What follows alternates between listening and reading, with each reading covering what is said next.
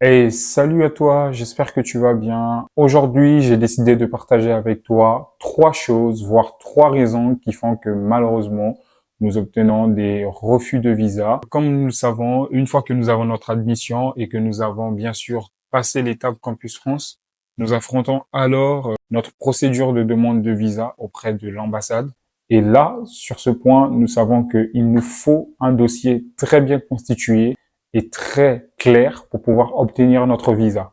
Et malheureusement, pour certains, malgré que leur dossier présente généralement aucune faille, ils se retrouvent parfois avec des refus. Pour ma part, je m'en suis servi de ces différentes expériences pour pouvoir présenter un dossier qui m'a permis d'avoir le visa assez vite dès ma première demande. Aujourd'hui, j'ai décidé de partager avec vous ces trois raisons qui font que malheureusement, nous obtenons des refus de visa. Sans plus tarder dans cette vidéo, j'élabore avec toi la première raison qui est l'hébergement. Comme nous le savons, pour l'hébergement, nous avons cette possibilité de se faire héberger par un particulier ou d'avoir son propre logement. Sur ce volet, on se demande bien, mais où se trouve bien sûr la faille pour le refus? La faille pour le refus se trouve généralement pour des personnes qui optent pour une prise en charge d'hébergement par un garant.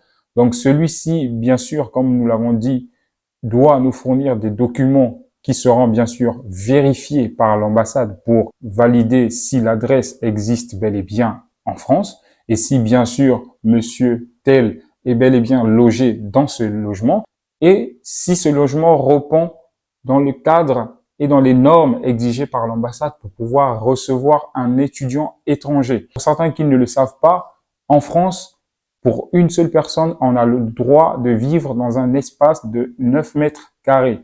Donc, ce qui revient à dire que la personne qui se porte garant de vous faire des papiers d'hébergement doit bien sûr présenter un logement qui a la capacité de vous recevoir. Donc, ce qui revient à dire que la surface de ce logement doit être supérieure à 9 mètres carrés. Donc, soit 18 mètres carrés, soit 24 mètres carrés ou encore plus de mètres carrés, mais à condition que vous ayez votre espace à vous répondant à 9 mètres carrés minimum. Pour ce qui est de la suite, les pièces justificatives du garant doivent être aussi conformes. L'une des factures qu'il doit vous envoyer doit être une des factures récentes, donc des 3 derniers mois, une des quittances de paiement des 3 derniers mois, sauf le contrat de bail qui doit bien sûr être signé par les deux côtés, donc le propriétaire et le locataire. Et si votre garant est propriétaire, alors là, il devra vous fournir son titre foncier. Et une autre chose très cruciale dans ce point, alors il faut savoir que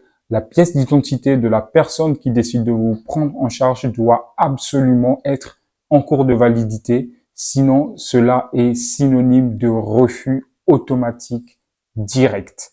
Pour ce qui est alors du côté où vous décidez de prendre un logement propre à vous-même, assurez-vous bien sûr de fournir tous les documents transmis par votre bailleur. Donc, si vous avez fait une réservation de logement privé avec bien sûr avance d'une caution, celui-ci doit alors vous fournir votre contrat de bail à votre nom.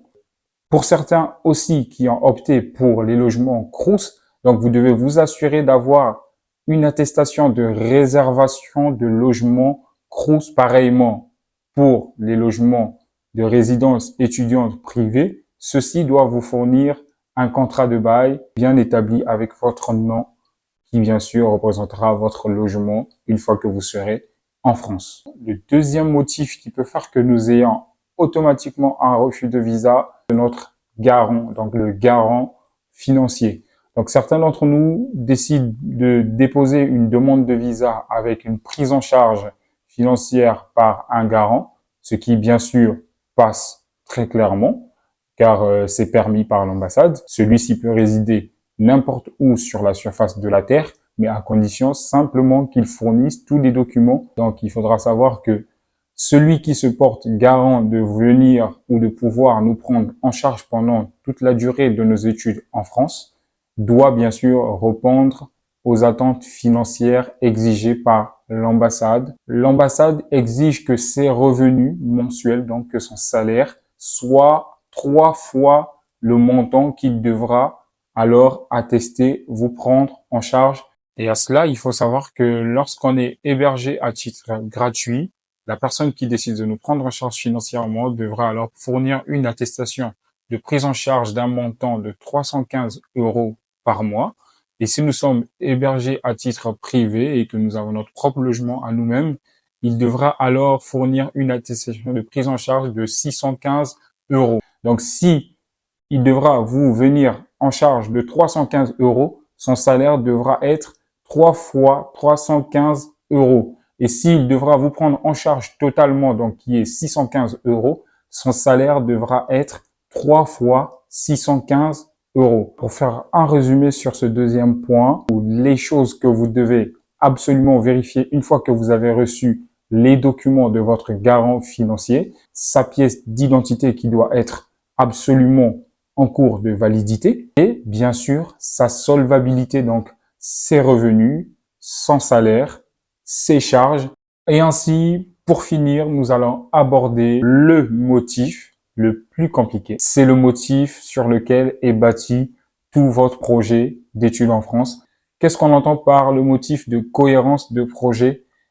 Ce n'est simplement que le projet que vous présentez à Campus France pour venir étudier ici en France. Qu'est-ce que vous souhaitez venir faire en France? Ce motif communément appelé motif 4, que je vous affiche juste là à côté de la vidéo, est un motif qu'on rencontre sur la plupart des dossiers. Le projet sur lequel il a été bâti n'a pas eu de cohérence envers l'agent consulaire qui s'est retrouvé face à votre dossier.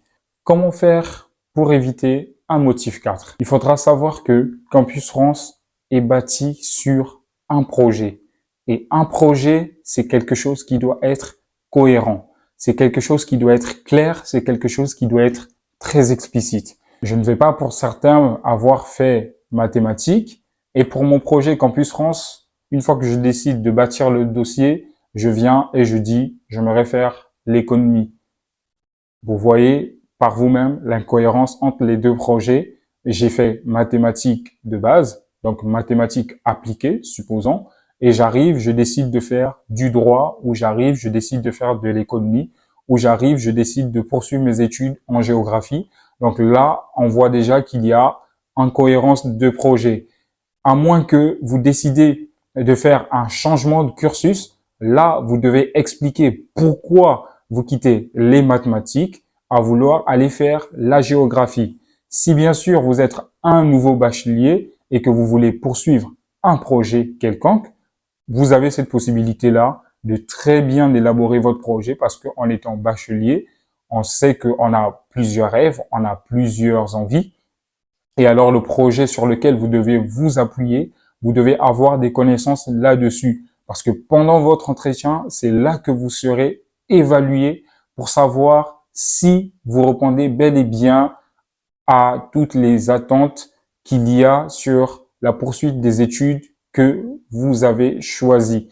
Donc pour cela, prenez le temps de bien choisir vos projets, de bien prendre des connaissances là-dessus, de savoir ce que vous aimerez faire, d'avoir toutes les connaissances nécessaires qui vous permettront de bien les défendre pendant votre entretien pour ainsi avoir un avis SCAC positif, donc un avis SCAC très bien évalué, qui vous permettra alors d'avoir un dossier Campus France très solide une fois qu'il sera transmis à l'ambassade. Donc, vous n'aurez plus qu'à remplir le volet financier et le volet hébergement pour ainsi avoir votre visa sans qu'il n'y ait aucun bémol, sans qu'il n'y ait aucun frein. Alors, ces 3 conseils vous ont été donnés avec plusieurs explications possibles. Et si vous avez d'autres questions, n'hésitez pas à les poser dans les commentaires. Nous sommes là pour répondre à toutes vos questions afin de vous éclaircir dans toutes vos démarches et dans tous vos projets Campus France. Et pour cela, n'oubliez pas de vous abonner, d'activer la cloche de notification et de lâcher un pouce bleu pour ainsi faire grandir notre chaîne et permettre à Vision & Co de faire plusieurs vidéos qui vous expliqueront vos différents projets Campus France. Bonne chance à vous pour vos prochaines démarches de demande de visa. Merci à tous.